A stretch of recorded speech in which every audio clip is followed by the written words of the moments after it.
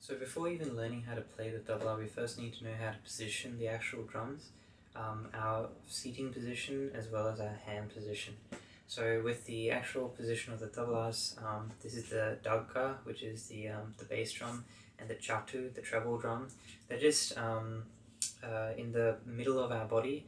There's generally a 2-finger gap between each of the drums, and they're just sitting on the inside of our knees, so they're not sitting too far on either side. It's generally in the middle of the body. So our back is also straight. We're not slouched.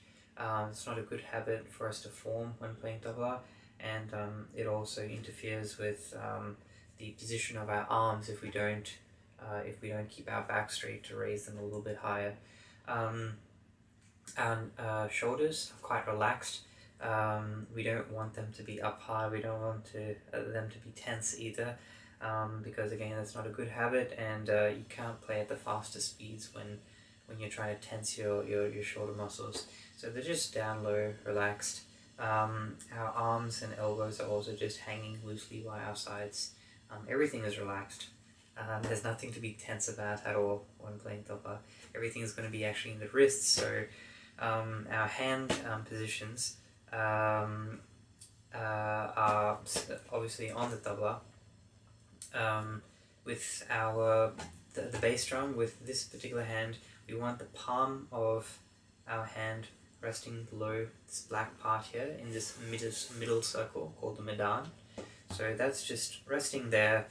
You're sort of like cupping, say, like pretend you had a mouse underneath your hand. It's just resting in that particular position.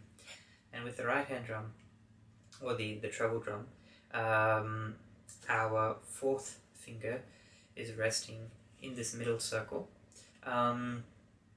Think of the CHATTU as having as a clock, where this is 12 o'clock, 3 o'clock, 6 o'clock, and 9 o'clock. The 4th finger would just be sitting at the 4 o'clock position. So this is the one that roots our hand to the tabla, acts as an anchor for us to pivot our hand, using our wrist to just pivot and strike the various places of the CHATTU. So they're both facing at a 45-degree angle. So you're sort of making a diamond shape over here, and that's the basic positions of the actual hands.